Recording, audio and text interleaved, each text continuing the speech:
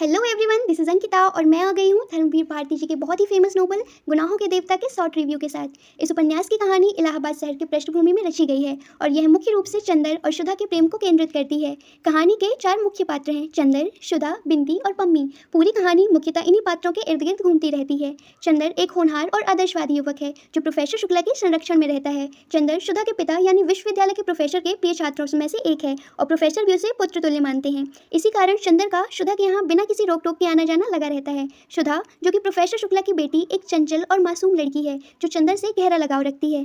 चंदर और शुदा के बीच अव्यक्त किस्म का प्रेम है जो दोनों ही पूछते हैं किंतु कोई भी स्वीकार करने की चेष्टा नहीं करता और ना ही स्वीकृति की जरूरत समझता है।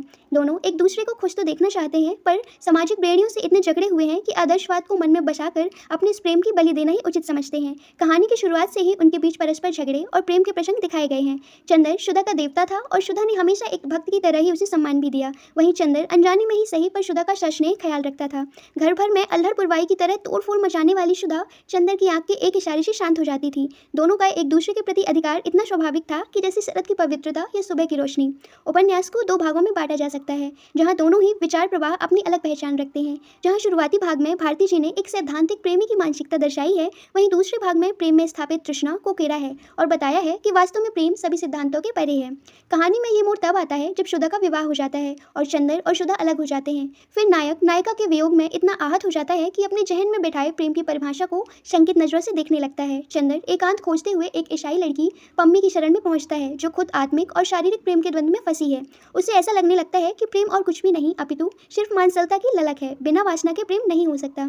पूरे उपन्यास में प्रेम को लेकर सभी पात्रों का अपना एक अलग नजरिया है। कोई कृष्ण बनने के लिए गुनाह किया जाता है तो कोई मीरा बनकर अपने वैवाहिक जीवन के साथ न्याय नहीं कर पाती। किसी को अपनी मृत पत्नी पर शक है तो कोई अपने पति से नाराज है। अलग अलग पात्र ने बखूबी अलग अलग रंग सामने लाए हैं। उपन्यास के हर पड़ाव पर तराजू की सुई पवित्र प्रेम और वासना के बीच अटकी रहती है। कभी आदर्श का पलड़ा भारी रहता है तो कभी मानसलता का। उपन्यास में न केवल भावना और वासना के बीच संघर्ष का मनोवैज्ञानिक चित्रण किया गया है बल्कि आधुनिक शिक्षित मध्यम वर्गीय समाज की ढुलमुल मानसिकता और रूढ़िग्रस्तता को भी बखूबी दर्शाया गया है। डॉक्टर शुक्ला जो कि कहानी के तथाकथित बुद्धिजीवियों में शामिल होते हैं, उनके अतिरिक्त यह उपन्यास नारी दृष्टिकोण से भी विशेष महत्व रखता है। पम्मी वासना के खोखलेपन और तलाक की समस्या को उभारती है। शुदा मध्यम वर्गीय नारी समाज की महिला के कई रूपों को आगे करती है तो गेशु आजीवन कुमारी रहने का निश्चय करके नारी के त्याग का एक अलग रूप लोगों को सामने रखती है। बिंती गांव के उन लड़कियों को दर्शाती है जो शहर के कोरे आदर्शवाद से दूर रहकर जिंदगी को यथार्थवादी चश्मे से देखने की कोशिश करती है। So I recommend to all the readers to read this novel who wants to experience the uncontrolled rush of emotions. Thank you.